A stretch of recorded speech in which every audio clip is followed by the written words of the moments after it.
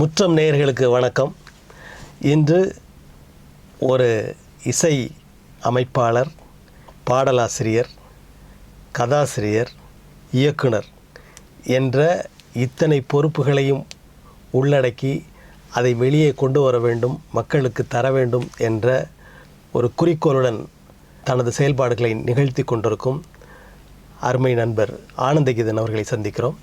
வணக்கம். வணக்கம். வணக்கம் தல. வணக்கம். வணக்கம். ரொம்ப சந்தோஷம். நீங்கள் தொடக்கத்தில் இசைத்துறை, ஆமாம், இசையமைப்பாளர் அப்படி தான் உள்ள வந்தீங்க. ஆமாம். உங்களுடைய எதிர்கால திட்டங்கள் என்ன? இசைத்துறைக்கு வந்த காரணம் என்ன? அதுக்கு பிறகு நீங்கள் இதெல்லாம் மாற்றிக்கிட்டீங்களா, இல்லை அதுக்கு முன்னாடி அதெல்லாம் இருந்ததா? எல்லாத்தையும் சேர்த்து ஒரே கேள்வியை கேட்டேன், சொல்லுங்கள். ஆமாம். அனைவருக்கும் வணக்கம். என்னோடய பேர் ஆனந்தகீதன். நான் வந்து இசையமைப்பாளர் தான். மதுரையிலேருந்து வந்தேன். இங்கே 1990 வந்தேன். நான் வந்து சினிமா துறைக்கு வரும்போது பாலிடெக்னிக் முடிச்சுட்டு நான் இங்கே நேராக 1990 சினிமா துறைக்கு வந்தேன். 34 ஆண்டுகள் போராட்டம் தொடர்கிறது. அது வெற்றிகரமாக தொடர்கிறது. ஆமாம். இந்த வெற்றின்ற எல்லைக்கு போய் தானே சேரணும். ஆமாம் ஆமாம், கண்டிப்பாக. அது ஒரு நாள் சேரும், கண்டிப்பாக சேரும். ஸோ இங்கே சென்னைக்கு வந்தப்போ எங்களுக்கு வந்து தங்குறதுக்கு இடமோ இதில் எல்லா பேரும் சொல்கிற விஷயந்தான். இது வந்து பல போராட்டங்கள் பிளாட்ஃபார்மில் தங்கியிருக்கோம், வெற்றியில் நின்று பேசுகிறாங்கல்ல. ஆமாம் ஆமாம், அதன் தொடர்ச்சி. ஆமாம், கண்டிப்பாக எல்லாருக்கும். அதாவது நோ பெயின் நோ கெயின். அங்கே வந்து அந்த மாதிரி அவமானங்களையும் வேதனை வழிகளை சுமக்காமல் எவனும் வந்து வெற்றியை தொட முடியாது. அதனால் நாங்களும் அந்த அவமானங்கள் நிறைய பட்டோம். வந்து தங்குறதுக்கு இடம் கிடைக்காம எங்கள் ஃப்ரெண்ட்ஸ்லாம் சேர்ந்து ஒரு வீட்டில் போய் ஒரு ஃப்ரெண்டோடைய ரூமில் போய் பாத்ரூம் போய் குளிச்சுட்டு, இப்படிப்பட்ட நண்பர்கள் பெயரை மட்டும் அவங்களுடைய நிகழ்வுகள் நினைவுகள்லாம். ஆமாம் ஆமாம் ஆமாம், அந்த மாதிரி பெயர்களை மட்டும் சொல்லுங்களேன். இன்னைக்கு ரொம்ப ரொம்ப ஃபேமஸ் நம்முடைய மணி, பேஸ் கிட்டார் மணி. சரி. ஆமாம், ஜெய்கி, சேவியர், அப்புறம் நம்ம கருணாஸ், நம்முடைய நண்பன் கருணாஸ். இவங்க எல்லாம் நல்ல நண்பர்கள். இவங்களோட தான் நாங்கள் இருந்துக்கிட்டு இருந்தேன். ஸோ எங்களுக்கு வந்தப்போ எனக்கு ஆதரவு கொடுத்தது வந்து அந்த நண்பர்கள். வாடா மாப்பிள்ள, எங்களோட தங்கடா அப்படின்னு. அப்போ ராஜா அண்ணன் ட்ரஸ்ட் படுத்துட்டு இருந்தார். ஆமாம், வாடா அம்பிட்டு நம்மளை உட்கார இது பண்ணுவோம். ஸோ இந்த மாதிரி ஒரு ஆதரவு கிடைச்ச நேரத்தில் தான் நாங்கள் வந்து நிறைய சினிமா போய் பார்க்கணும். அப்போ ஒரு நாள் ஏவிஎம் ஸ்டுடியோவில் உள்ளே போகிறதுக்குலாம் முடியாது. அந்த பீரியடில் வெளியே தான் நிற்கணும். இது அந்த காலம். நாங்கள் போய் உள்ளே போகிறதுக்கு, ஷூட்டிங் பார்க்குறதுக்காக உள்ளே போகிறதுக்கு நான் என் கூட 3 பேர், பாலிடெக்னிக் படித்த 3 பேர் வந்தோம். சரி, 3 பேர். அப்போ அந்த ஒருத்தன் கவிஞன் ஆகணும்னு வந்தான், நான் வந்து இசையமைப்பாளர்னு வந்தேன், இன்னொருத்தர் வந்து இயக்குனர் ஆகணும்னு வந்தான். 3 பேருமே வந்தோம். எங்களுக்கு வேலை கிடையாது, எதுவுமே கிடையாது. இங்கே விஜயராகபுரம்னு ஒரு இடம் இருக்குது, அங்கே ஏவிஎம் பின்னாடி. அங்கே தான் மாத வாடகை 30 ரூபா. மாத வாடகை ஒரு ஆளுக்கு 30 ரூபா. 3 பேருக்கு சேர்த்து 90 ரூபா வருது. அப்போ வந்து 30 ரூபா கொடுக்குறதுக்கு காசு கிடையாது. அப்போ ஏவிஎம்மில் போய் உள்ளே போகிறதுக்காக போகிறோம். வாட்ச்மேன் வந்து அங்கேயே நிப்பாட்டுறாரு. எங்கடா போகிறீங்கன்னு கேட்டார். அண்ணே உள்ளே போய் வாய்ப்பு கேட்க போகிறோம்னு. என்ன தெரியும் உனக்கு, என்ன தெரியும் கேட்டார். அவர் பேர் வந்து வேலாயுதம், அந்த காலத்தில் இருந்தார். சரி, உனக்கு என்ன தெரியும்னு கேட்டார். நான் மியூசிக் டைரக்டர் ஆகணும்னு. அப்படியா, இந்தா டேபிளில் தாளம் போடு, பாடி கட்டேன்னாரு. அங்கேயே செக்கிங், அவரே செக்கிங்கு. நீ டியூன் போடுவீங்களா, போட்டு கட்டேன்னாரு. அங்கேயே கொஞ்சம் தாளம் போட்டு தந்தா நானே பாடி கட்டேன். நல்லா தாண்டா போடுற, எந்த ஊர்ரா நீ அப்படின்னாரு. அண்ணே மதுரைண்ணே. நானும் மதுரை பக்கம் தாண்டா. அப்படி தான் அவர் பழக்கமானார். சரி. அப்போ எங்கடா தங்கியிருக்கே அப்படின்னாரு. தங்குறதுக்கு இடம் கிடைக்க மாட்டுறாங்க, கொடுக்க மாட்டுறாங்க அப்படின்னு. பகலில் எங்கேயும் போக முடியாது. நைட் நேரத்தில் மட்டும் யாருமே இருக்க மாட்டாங்க, நான் மட்டும் தான் உட்காந்துருப்பேன். நைட் நேரத்தில் இந்த சைடில் ஃபுல்லாக அந்த புல் இருக்குதியா, இந்த புல் மேலே படுத்துக்க அப்படின்ட்டாரு. நாங்கள் வந்து என்ன செய்வோம், எங்கே செய்கிறது தெரியாமல் அவன் என் கூட வந்தவன்லாம் அவன் எங்கே அங்கே போகிறேன் இங்கே போகிறேன்னு போயிட்டான். அப்புறம் வேறு வழி இல்லாமல் அந்த புல்லையே படுத்தோம். ஒரு நாள் படுத்தோம், கொசு பிச்சு எடுத்துருச்சு. எங்களை ஆளை தூக்குது கொசு, அவ்வளோ பெரிய கொசு. இந்த செக்யூரிட்டி ரூம் ஒட்டி அந்த ரோட்டில். அப்புறம் அவர் என்ன சொன்னார், நேராக போ. அவர் ஒரு 2 ரூபா கொடுத்தாரு. 2 ரூபா கொடுத்து அங்கே போயிட்டு எனக்கு ஒரு பீடி வாங்கிட்டு வா. பீடி கட்டு வாங்கிட்டு ஒரு 50 பைசா பேலன்ஸ் இருக்கும், அதில் கொஞ்சம் நியூஸ் பேப்பர் வாங்கிட்டு ஒரு கோணிச்சாக்கு வாங்கிட்டு வா அப்படின்னாரு. நான் சொல்கிறேன்னு சொல்லிட்டு இங்கே சொல்லிட்டார். கூப்பிட்டு சொன்னார். நான் போய் வாங்கிட்டு வரேன். ஒரு கோணிச்சாக்கு, கொஞ்சம் நியூஸ் பேப்பர். வந்துட்டு அவர் தான் சொல்லி கொடுத்தது எப்படி தூங்கணும் அப்படின்னது. அந்த கோணிச்சாக்கை கால் ஃபுல்லாக மாட்டிக்க, இடுப்பு வர மாட்டிக்க, நியூஸ் பேப்பர் எடுத்து முகம் ஃபுல்லாக மறைச்சிக்க, உள்ளே கடை, கொசு கிடைக்காது. காலைல விடிஞ்சதுக்கப்புறம் 5 மணிக்கு ஒன்று எழுப்பிட்டேன், ஓடிடு, எங்கே போறியோ தெரியாது. இப்படி ஒரு 6 மாதம் ஓடிச்சு. 6 மாதம் வீடு இல்லை, பப்ளிக் பாத்ரூம், இப்படி குளிச்சுட்டு அங்கே எங்கே குளிச்சுட்டு எங்கே போகிறதுனே தெரியாது. அந்த மாதிரி ஒரு சூழ்நிலையில் ஒரு வாழ்க்கை ஓடுது. அப்போ விஜயசேஷ மஹால்னு கல்யாண மண்டபம் வந்துருச்சு. இப்போ இருக்கிற இதுக்கு மால் இருக்கிற இடத்துல, ஃபோரம் மால் இருக்கிற இடத்துல விஜயசேஷ மஹால் இருக்குது. நான் வந்து எனக்கு ஒரு ஃப்ரெண்டு ஒருத்தர் வந்து, என் ஃப்ரெண்டோட அப்பா வந்து என்ன பண்ணார், நான் ஏவிஎம்மில் சொல்கிறேன், அவர் வந்து கண்ணதாசனுக்கு ரொம்ப க்ளோஸ் ஃப்ரெண்டு. சரி. அதனால் அவர் என்ன பண்ணார், நான் ஏவிஎம்மில் சொல்கிறேன், நீ போய் அங்கே போய் எடிட்டிங்கில் அங்கே ஒரு ஆளுக்கு வேண்டியிருக்கான், உதவி தேவைப்படுதா, நீ போய் எடிட்டிங்கில் போய் உட்காந்துக்க, அங்கே போய் உட்காந்துக்க, அவங்க மூலிமா நிறைய டேரக்டர்ஸ் ப்ரொடியூசர்லாம் வருவாங்க, அவங்க மூலிமா நீ அப்படியே அவனுக்கு வாழ்க்கை தேர்த்திக்கலான்னு சொல்லி அனுப்பி விட்றாங்க. அங்கே போய் பார்த்தா அங்கே ஒருத்தர் ராகவன் ஒருத்தர் இருந்தார். வேலை சேர்த்துக்கலாம் தம்பி, பிரச்சனை இல்லை, வேலை தெரியாதுல்ல, என் கூட இருந்து கற்றுக்க அப்படின்னாரு. சரிங்க சார். சம்பளம் இல்லை சார். சம்பளம்னா எதிர்பார்க்காத, ஒரு வருஷத்துக்கு சம்பளம் கிடையாது உனக்கு வந்து. அப்படியா, சம்பளம் கிடையாது, சரி தங்குறதுக்கு இங்கேயே தூங்கிக்கலாமா சார்? அதெல்லாம் முடியாது, சாயந்தரம் 6 மணிக்கு வெளியே போயிடணும் அப்படின்னு. சார் சாப்பாடெல்லாம் எதிர்பார்க்காது, அது இங்கே இருக்கிறவங்களுக்கு தான் சாப்பாடு, ஆனால் வரவங்க போகிறவங்களாம் சாப்பாடு கொடுப்பாங்களாக்கும் அப்படின்னு. சரி, அது சாப்பாடும் கிடையாது சார். இந்த 11 மணிக்கு பஜ்ஜியும் டீயும் கொண்டு வராங்க, அது கிடைக்குமா? அது இங்கே இருக்கிறவங்களுக்கு ஒவ்வொருத்தவங்களுக்கும் ஒரு ஆளுக்கு தலைக்கு 2 பஜ்ஜின்னு எண்ணி தான் பஜ்ஜியே போடுவாங்க. நீ இங்கே கம்பெனியில் எதுவுமே இல்லை, நீ ஒரு 6 மாதம் நீ வந்து எம்டியாக இங்கே வேலை பார்க்கணும், அவ்வளோதான். ஒரு நாள் உட்காந்து பார்த்தேன், பசியில் முடியல, எவ்வளோ நேரம் போய் பானை தண்ணியே குடிச்சிட்டு இருக்குது. 2 நாளில் பார்த்தேன், அதுக்குள்ளே அவங்க ஆளுங்க அவங்களோட பேர் இதெல்லாம் கொஞ்சம் மனசில் ஓடிட்டு இருந்துச்சு. அவங்க என்னென்ன பேசுகிறாங்க, டெக்னிக்கலாக என்னென்ன பேசுகிறாங்க அப்படின்றதெல்லாம் அந்த மைண்ட்லேயே ஓடிட்டு இருந்துச்சு. அப்புறம் நாங்கள் ஃப்ரெண்ட்ஸோடு சேர்ந்து சாயந்தரம் அப்படியே நடந்து வருவோம். எங்கள் வடவள்ளி போலீஸ் ஸ்டேஷன் வருவோம். அதுக்கு மேலே தாண்டி நூலோடி ரோடை தாண்டி அந்த பக்கம் போகிறதுக்கு பயம். எங்கள் ஊரை விட்டு போயிடுவோமோ, தொலைஞ்சு போயிடுவோமோன்னு பயம். அதனால் வந்துட்டு திரும்ப அப்படியே நடந்து திரும்ப விஜயராகபுரத்துக்கு போயிடுறது. இப்படி ஒரு நாள் வரும்போது ரைட் சைடில் விஜயசேஷ மஹால். எங்களுக்கு பசி, காலையிலேருந்து சாப்பிடல, என்ன செய்யறதுன்னு தெரியல. பார்த்தா உள்ள அந்த வெஜிடபிள் சாப்பாடு இதெல்லாம் செய்கிற அந்த ஸ்மெல் ரோட்டுக்கு அடிக்குது. நாங்கள் நேராக உள்ளே போயிட்டோம். உள்ளே போகும்போது என்ன செய்கிறது, போகும்போது செக்யூரிட்டி பார்த்தான், யாருப்பா நீ அப்படின்னா, கல்யாணத்துக்கு வந்திருக்கோம் போங்க அப்படின்ட்டாங்க. நேராக போனோம், நல்லா வயிறு நிறைய சாப்பிட்டோம். சாப்பிட்டுட்டு மணமக்களை வாழ்த்திட்டு கிளம்பிட்டோம். ஒரு 2 நாள் கழித்து திரும்ப மனசை தைரியம் வந்துச்சு. அதே ரோடு வர்றோம், கல்யாணம் பனைத்தான் பண்ணலையே. ஆமாம், போகலாம்னா அப்போ திரும்ப அதே வாட்ச்மேன் நிற்கிறான். எங்களுக்கு பயம் வந்துருச்சு, என்னடா வர்ற கல்யாண மண்டபம்ல நீயே வருதுன்னு கேட்டு வந்துட்டு நேராக பயந்து வீட்டுக்கு போயிட்டோம். வீட்டுக்கு போய் நாங்கள் வந்து ஒரு ஒத்திகை பார்க்குறோம். இப்போ நம்ம வந்து ஏவிஎம்மில் ஒர்க் பண்ணுற ஸ்டாஃப் நம்ம 3 பேருமே நம்ம எப்படி போகிறது, இப்போ சினிமாக்காரன் பேசிட்டு போவான்ல 3 பேரும், அப்போ இந்த எடிட்டிங் பண்ணுறவங்களாம் எப்படி பேசுவாங்க அப்படின்றது எனக்கு அவங்க பேசுனதெல்லாம் யாவத்தில் வந்து இந்த 3 பேருக்கு நான் ஒத்திகை கொடுக்குறேன். டேய், நான் தான் ராகவன், நீ சீனிவாசன், நீ ராமச்சந்திரன், நான் உன்ட்ட சொல்லுவேன் வந்து ராமச்சந்திரா அந்த 15வது ரீல் எடுத்து பாக்கியராஜ் சார் ஆஃபீஸில் கொடுத்து சொல்லுவேன்.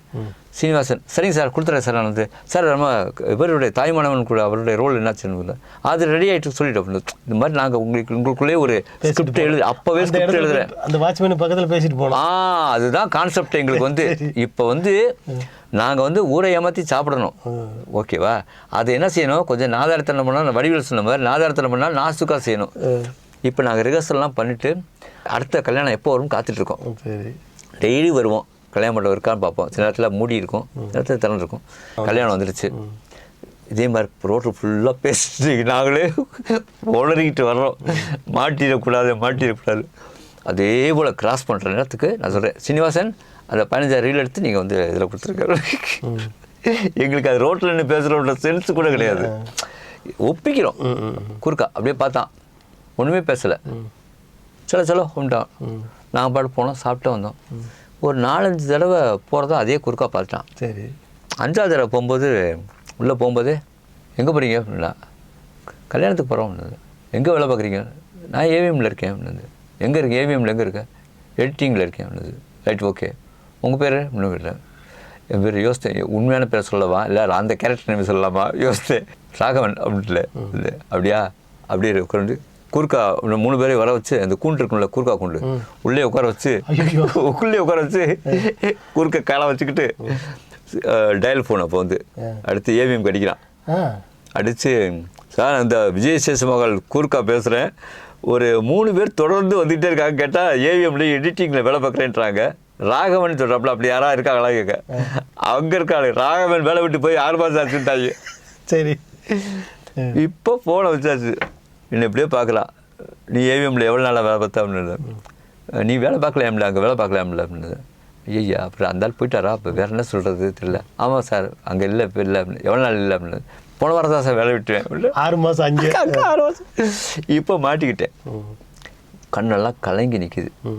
நீ யார் உண்மையை சொல்லு, பக்கத்தில் வடபழனி போலீஸ் ஸ்டேஷன், பிடிச்சி கொடுத்துருவேன், திருட்டு பயலுக்கும் பிடிச்சி கொடுத்துருவேன் அப்படின்னா பொல பொழப்புன்னு அழுகு. சார் வயிற்று பிழப்புக்காக சாதிக்கன்னு வந்திருக்கோம், எங்களுக்கு வந்து இடம் இல்லை, எங்களுக்கு வந்து நாங்கள் எங்கே போகிறது அப்படின்னா அவர் வந்து இறக்கப்பட்டு ஒரு சிகரெட் அட்டை எடுத்து அதை உள்ளே இருக்க சிகரெட்லாம் அந்த பக்கம் எடுத்து வச்சுட்டு கிழித்து நீட்டமாக வச்சு அதில் ஏப்ரல் மாதம் சொல்லிட்டு ஏப்ரலில் 4 நம்பர் எழுதினார், மே மாதம் 4 நம்பர் எழுதினார், மே எழுதி நான் நினச்சேன் சரி மாட்டினண்டா நம்மளை போட்டு நம்மளை முன்றின்னு ஆக்க போகிறாங்க, ஏதாவது நம்மளை பற்றி டீட்டெயில் எழுதுறாங்கன்னு பார்த்தா, தம்பி இதெல்லாம் இந்த கல்யாண மண்டபத்தில் நடக்க வேண்டிய தேதி, கல்யாண தேதிங்க, இனி நீ வந்து எப்போனாலும் வா, இந்த கல்யாணம் இந்த தேதிக்கு வந்துடு, வந்து சாப்பிட்டு போ, 3 பேரும் சாப்பிட்டு போங்க, நான் தான் இருப்பேன், நான் இல்லைன்னா கூட என் பேர் பகதூர், யாரை கேட்டானா பகதூர் சொன்னார், அவர் ஃப்ரெண்டுன்னு சொல்லிட்டு போ, நான் மித்ததை நான் பேசிக்கிறேன் அப்படின். அப்படி புண்ணியத்தில் ஒரு 6 மாதம் 1 வருஷம் அப்படி ஓடிச்சு. சினிமாவில் அதே போல் ராமநாராயணன் ஒரு வாய்ப்பு வாங்கி தரேன்னு சொல்லிட்டு ஒருத்தர் சொன்னார். நானும் வாடகைக்கு சைக்கிள் எடுத்துக்கிட்டு அவருடைய வீடு சாலை கிராமத்தில் இருந்துச்சு, அங்கே போகிறேன். அவர் கார் எல்லாமே இருக்குது. ஸ்கூல்காரன சொல்லிட்டேன்னா ஷூட்டிங்க்கு ஆவடி போயிட்டாங்க அப்படின்னு. நான் சொன்னேன் கார் இங்கே நிற்குது சார், கார் இருக்கும், அவருக்கு 10 கார் இருக்குது சார், ஆவடி போயிட்டாங்க. ஆவடியில் எங்கே ஏதோ நல்லா அங்கே போமா ஏதோ ஒரு ஏரியா சொன்னாங்க. எனக்கு அது எங்கே இருக்குன்னு ஆவடி எங்கிட்ட இருக்குன்னு தெரியாது. அப்படியே சைக்கிள் எடுத்துட்டு எனக்கு அவரை பார்த்தாகணும், காலிலேருந்து சாப்பிடல. கேட்டேன் எப்படி போகணுன்னு கேட்டேன். நேராக போ, வடபழனி போலீஸ் ஸ்டேஷன் வரும், அது லெஃப்ட் எடுத்துக்க, நேராக போயிட்டே இரு, அங்கங்கே விசாரித்து போயிட்டே இருந்தாங்க. நானும் போகிற இடத்துல ஃபுல்லாகவே அப்போல்லாம் அந்த காலத்தில் எப்படி இருக்கும்னா டீ கடையில் ஃபுல்லாகவே மண்பானை வச்சு தண்ணி வச்சுருப்பாங்க, மண்பானை தண்ணி இலவசமாக கொடுப்பாங்க எல்லாருக்கும். போகிற ஃபுல்லாக தண்ணியாக குடிச்சு போயிட்டுருக்கேன். ஆவடி போயிட்டேன், ஏறக்குறைய 3 மணி நேரம் சைக்கிள் ஓட்டி ஆவடி போயிட்டேன். அங்கே போய் கேட்டால் சார் அப்படி ஒரு ஏரியாவே இங்கே கிடையாது, அப்படி ஒரு ஷூட்டிங்கே கிடையாது, நான் போலீஸ்காரன், நான் விசாரிக்கிறேன், அங்கே இருக்கிற டிராஃபிக் போலீஸை விசாரிக்கிறேன், சார் இந்த ஏரியாவிலும் கிடையாது, ஷூட்டிங் கிடையாது, இங்கே கிடையாது, உங்களை யாரையும் ஏமாற்றிருக்காங்க அப்படின்னு. என்ன செய்கிறது, தலை சுற்றுது. திரும்ப அங்கேருந்து திரும்ப ஆவடியிலேருந்து வடபழனி வர சைக்கிள்லே வரோம். வந்து சைக்கிளோடு மயங்கி விழுந்தேன், சைக்கிள் கடை வாசல்லே மயங்கி விழுந்தேன். சைக்கிள் கடைக்காரன் வந்து தூக்கி விட்டு உட்கார வச்சு பன்னு வாங்கி கொடுத்து டீ வாங்கி கொடுத்து, போதும் நீ கிழிச்சது போதும், நீ ஊரை விட்டு ஓடுங்கடான்ட்டு. இப்படிலாம் கஷ்டங்கள். ஒரு டிவி கடையில் வேலை பார்த்தோம். வேலை பார்த்து அதிலேருந்து ஒரு 300 ரூபா சம்பளம் வந்துச்சு. உடனே மனசில் ஒரு சந்தோஷமாகி எப்படியாவது உடனே போய் வடபழனி மார்க்கெட்டில் போய் ஒரு ப்ரெஷர் ஸ்டவ்வு, காய்கறி, அரிசி எல்லாம் வச்சோம். நாங்கள் 3 பேரும் சேர்ந்து வாங்கிட்டு வந்து வர்றோம். வீட்டுக்கு வந்து வர்றோம். உட்காந்ததுக்கப்புறம் ஒருத்தன் காய்கறி நறுக்கிறான், ஒருத்தன் பாட்டு பாடுறான், ஒருத்தன் இது பண்ணுறான், அரிசி ஊற வச்சுருக்கான். சமைக்க போகிறோம். லைஃப்பில் முதல்ல அப்போ வீடு எடுத்துட்டோம், அந்த 30 ரூபா வீடு எடுத்துட்டோம். சமைக்கலாம் போனால் அப்புறம் தான் அடித்தா காற்று தான் வருது. என்னென்னு கேட்டால் மண்ணெண்ணெய் வேணும். ஐயோ மண்ணெண்ணெய் இல்லையே அப்படின்ட்டு. டேய் எவ்வளோடா வச்சுருக்க பாஸ்கர் அப்படின்னு. இல்லையே என்கிட்ட இல்லையே. டேய் தேடி பாடுறான்னா ஒரு சூட்கேஸ்லேருந்து 50 பைசா எடுத்துறான். இன்னொருத்தன்ட்ட கேட்டால் 25 பைசா இருக்குது. என்னடா சரிடா நம்ம பண்ணிட்டு போய் ஒரு கடையை மூர்த்தி எண்ணெய் கடையில் போய் மண்ணெண்ணெய் வாங்கிட்டு வரலான்னு பக்கத்தில் கடை இருக்குது. அங்கே போய் கேட்டால் அவன் ரூமெட்டு அவன் போய் கேட்டிருக்கான். 3 ரூபாய்க்கு மண்ணெண்ணெய் இல்லாமல் எவனும் தரமாட்டான், ஓடி போய்ட்டுட்டான். அவன் வந்து அவன் திரும்ப வந்துட்டான், மண்ணெண்ணெய் இல்லை. அந்த அரிசியை ஊற வச்ச அரிசியை அப்படியே அடித்து சாப்பிட்டு மென்று தின்னு படுத்துட்டோம். ஒரு நைட்டு ஒரு 12 மணி இருக்கும். 3 பேரும் துடித்தோம் பாருங்கள். துட்டி வைத்த வலி வந்து செமிக்கலை. மறுநாள் காலையில் நினச்சி யோசித்து பார்த்து அதுக்கு ஒரு அப்பவும் கடவுள் பாருங்கள் அதுலேயும் எனக்கு ஒரு கவிதை கொடுக்குறாரு. இந்த வழியில் அதான் சொல்லுவாங்க, இந்த ரணகலத்துலேயும் இந்த கிளுகிழுப்பு கேட்குதுன்னு சொல்கிற மாதிரி அந்த வழியிலையும் எனக்கு ஒரு கவிதை வருது. கஷ்டப்பட்டு காசு சேர்த்து ப்ரெஷர் ஸ்டவ் ஒன்றை பெருமையாய் வாங்கினோம், எரிய வைக்க எண்ணெய் இல்லை, ஆனாலும் எரிந்தது எங்கள் வயிறு. இப்படி ஒரு கவிதை எழுது. இதை கொண்டு போய் அந்த நேரத்தில் இந்த கவிதை எழுதி வச்சிட்டேன். சரி, சென்னையே வேணாண்டான்ட்டு மதுரைக்கே போயிடலான்னு சொல்லிட்டு திரும்ப மதுரைக்கு எல்லோரும் தலை தைக்க ஓடிடுறோம். அவங்க ஊருக்கு போயிடுறோம். அங்கே போய் ஒரு 1 இயர் இருக்கேன். அந்த 1 இயர் டயத்தில் ஆல் இண்டியா ரேடியோவில் கவிதை போட்டி நடத்துகிறோம், அதுக்கு உங்களுடைய கவிதைகள் அனுப்புங்கன்னு சொல்லிட்டு ஆல் இண்டியா ரேடியோவில் சொல்கிறாங்க. உடனே நான் இந்த கவிதையை வந்து ஒரு இதில் எழுதி போஸ்ட் கார்டில் தான் அனுப்பணும், லெட்டரில் அனுப்பக்கூடாது, போஸ்ட் கார்டு தான் இருக்கும்ல. கவிதையை எழுதி போஸ்ட் கார்டில் ஆல் இண்டியா ரேடியோக்கான இயக்குனர் மதுரை வானொலி நிலையம் போட்டு அனுப்பிடுறேன். கடைசி பார்த்தா அது ஃபஸ்ட் ப்ரைஸு. ஃபஸ்ட் ப்ரைஸு எவ்வளவு? 250 ரூபா. 250 ரூபா ஃபஸ்ட் ப்ரைஸ். எனக்கு மணி ஆர்டர் வருது. 250 ரூபா வந்துடுறேன். மனசு உடனே 250 ரூபா வச்சு நம்முடைய கனவு சென்னை கிளம்பு.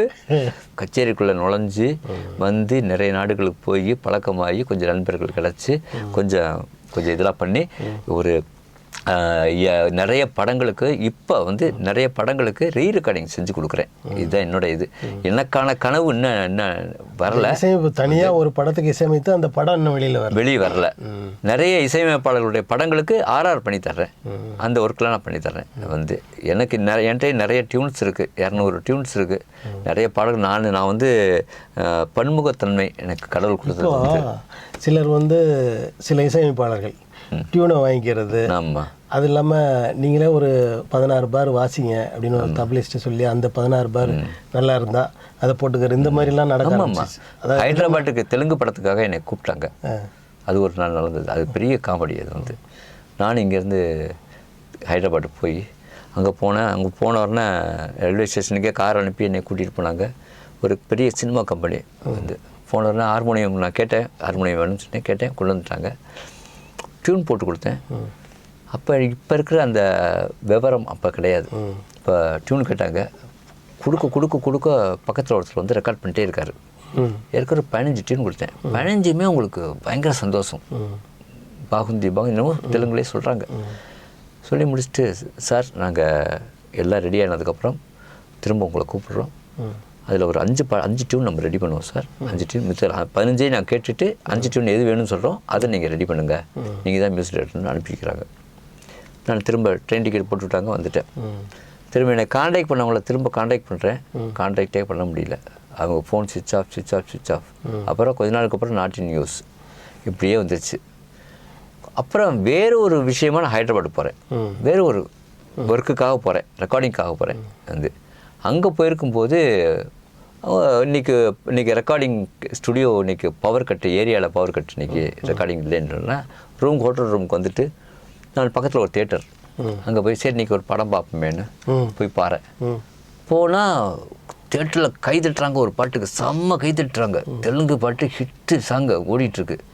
நான் யோசிக்கிறேன், இப்படித்தானே நம்ம ஒரு டியூன் போட்டு கொடுத்து அப்படியே அந்த பாட்டை கேட்க அப்போ தான் பழைய யாவும் ஓடுது. அது என்னுடைய டியூனு. அது ஒரு பயங்கரமான ஃபேமஸான படம். நான் படம் பேர் சொல்லலாம் விரும்பலை. பயங்கரமான ஃபேமஸான படம். அதில் அந்த டியூன் யூஸ் பண்ணியிருக்காங்க. ஆக மொத்தத்தில் அதோட நான் அதுக்கப்புறம் அந்த கான்டாக்டே பண்ணிக்கல உங்களை வச்சுட்டு. மற்றபடி ஆர்ஆர் பண்ணுறது வந்து கன்னடா படம் பண்ணியிருக்கேன், தமிழில் ஒரு 6 படம் பண்ணியிருக்கேன், மலையாளத்தில் ஒரு 2 படம் பண்ணியிருக்கேன். நீங்கள் இசையமைக்கிறதுக்கான வாய்ப்பு இன்னும் வரலையா? இன்னும் அதாவது நான் சில என்கிட்ட கேட்குறாங்க. ஒரு டைரக்டர் வந்து நான் கேட்டப்போ அவர் சொன்னார், சார் நான் வந்து உங்களுக்கு டியூன் கொடுங்க, நான் வாய்ப்பு தரேன்னாரு. நானும் அழகாக டியூன் போட்டு கொடுத்தேன். எனக்கு கடவுள் கொடுத்த ஒரு பெரிய கிஃப்ட் எனக்கு வந்து இளையராஜா வாய்ஸ் அப்படியே டிட்டோவாக இருக்கும். வந்து அது ஒரு நான் பாடி கொடுத்தேன்னா அந்த டியூனை கேட்டு அவர் சொன்னார், சார் சாட்சாத் நான் மனசு தரேன்னு சொல்கிறேன், என்னால் இளையராஜாட்ட போய் ஒர்க் பண்ணுற அளவுக்கு எனக்கு லெவல் கிடையாது. நான் வந்து பட் உங்கள் சாங் கேட்டால் அப்படியே ராஜா சாங் பண்ணுற மாதிரி நல்லா இருக்குது, நீட்டாக இருக்குது. ப்ளஸ் உங்கள் வாய்ஸும் இளையராஜா வாய்ஸில் இருக்கிறதுனால எனக்கு இன்னும் ஈர்க்குது வந்து. பட் எனக்கு இந்த சாங் எதுவுமே எனக்கு வேணாம் அப்படின்னாரு. ஏன் சார் அப்படின்னா, இல்லை சார் நான் வந்து ஒரு நஷ்ட கணக்கு காட்டுறதுக்காக படம் எடுக்கிறேன், அதனால் நான் ஒரு சொல்கிறேன், அந்த மாதிரி முடிஞ்சால் செஞ்சு கொடுங்க அப்படின்னாரு. எப்படி வேணும் சார் உங்கள்கிட்ட? இந்த மன்மதராசா பாட்டு இருக்குல்ல, அந்த மாதிரி பாட்டு வேணும் சார், ஆனால் மன்மதராசாவோடைய உல்ட்டாவாக வேணும். எனக்கு அப்படி பண்ணி கேட்டேன். நான் கேட்டேன், உல்ட்டானா என்ன சார், என்ன செய்யணும்னு நினைக்கிறேன்? எனக்கு தெரியும், ஆனாலும் அவர் என்ன சொல்ல வர்றாருன்னு கேட்குறக்க கேட்டேன். இந்த மன்மதராசா யுள்ளி மனசத்தில்லாதே சூப்பர் டியூன். அது வந்து தினானை போட்டிருப்பாரு. இந்த பாட்டை எனக்கு உல்ட்டா பண்ணி கொடுங்க, தலைகளை மாற்றுங்க, மன்மதராசா கள்ளி மனச கில்லாதே, இப்படி மாற்றுங்க, டியூனை மாற்றுங்க அப்படின்னாரு. நான் சொன்னேன், சார் எதுக்கு சார், நல்ல டியூனே நானே கொடுக்குறேன்ல, எதுக்கு சார்? சார் நான் சொல்கிறத செய்யுங்க அப்படின்னா தான் உங்களுக்கு படம் அப்படின்னாரு. நான் கும்பிட்டுட்டு, சார் இதுக்கு செய்கிறதுக்கு நான் செய்யணும்னு அவசியம் கிடையாது சார், ஒரு கீபோர்ட் பிளேயரை கொடுத்தீங்கன்னா நீங்களே டியூனை கொடுத்தா நீங்களே மியூசிக் டேரக்டர்னு போட்டுக்கலாம்.